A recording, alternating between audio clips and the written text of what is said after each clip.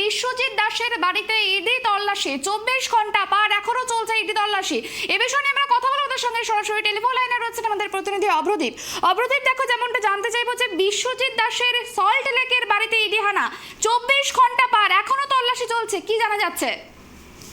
দেখো, একদমই গতকাল সকাল 7টা থেকে যে তল্লাশি অভিযান শুরু করেছিল এনফোর্সমেন্ট ডিরেক্টরেটের আধিকারিকরা, সেই খবর আমরা দেখিয়েছিলাম ট্রাইব টিভির দর্শকদের। কলকাতার একসঙ্গে 6টি জায়গায় কিন্তু তল্লাশি অভিযান চালিয়েছিল এনফোর্সমেন্ট ডিরেক্টরেটের আধিকারিকরা। মূলত শঙ্কর আড্ড ঘনিষ্ঠ ব্যবসায়ী বিশ্বজিৎ দাসের বিভিন্ন ফ্ল্যাটে তল্লাশি অভিযান চালিয়েছিল এনফোর্সমেন্ট ডিরেক্টরেটের আধিকারিকরা। গতকাল দিনভর বিশ্বজিৎ দাসের সঙ্গে যোগাযোগ করার চেষ্টা করা হলেও এনফোর্সমেন্ট ডিরেক্টরেটের আধিকারিকদের তরফে তার সঙ্গে কিন্তু যোগাযোগ করা যাচ্ছিল না প্রথমে। গতকাল গভীর রাতে কিন্তু বিশ্বজিৎ দাসের সঙ্গে যোগাযোগ করা যায়। এনফোর্সমেন্ট ডিরেক্টরেটের আধিকারিকদের সূত্রে আমরা যেটা জানতে পারছি, তখনই বিশ্বজিৎ দাসকে আসতে বলা হয় সল্টলেকের যে আইবি ব্লকে সকাল 7টা থেকে যে তল্লাশি অভিযান চলছিল সেখানে।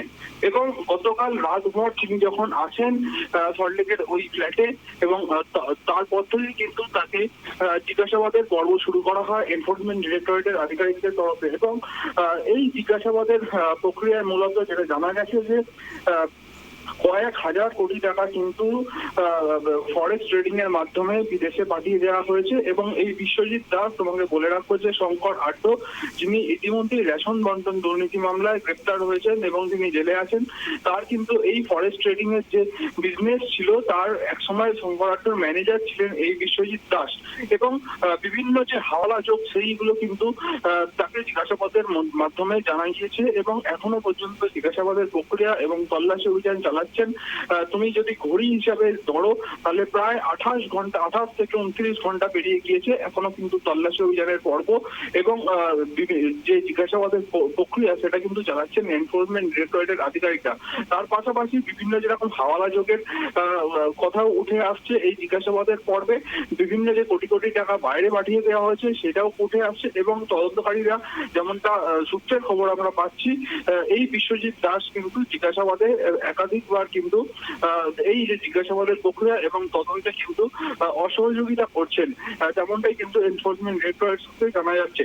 এবং আমরা যেটা জানতে পারছি যে আজকেও কিন্তু দিনভর এই তল্লাশি অভিযান চালাবেন এনফোর্সমেন্ট ডিরেক্টরেটের আধিকারিকরা।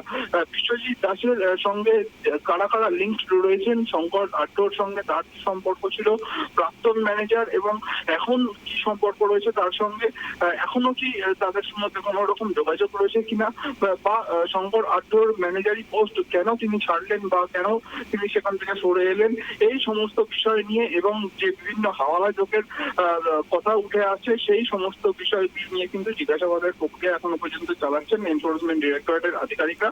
এবং সেখান থেকে রেশন বন্টন দুর্নীতি মামলার একটা ব্রেক থ্রু খুঁজে পেতে চাইছে এনফোর্সমেন্ট ডিরেক্টরেটের আধিকারিকরা। ধন্যবাদ অপ্রদীপ। যেমনটা জানা গেল যে রেশন বন্টন দুর্নীতি মামলায় কৈখালির পাশাপাশি বিশ্বজিৎ দাসের নামে এক ব্যক্তির সল্ট লেকের বাড়িতে ইডি তল্লাশি চালায়, এখনো চলছে, প্রায় 27 ঘন্টা হতে চললো ইডি তল্লাশি চলছে।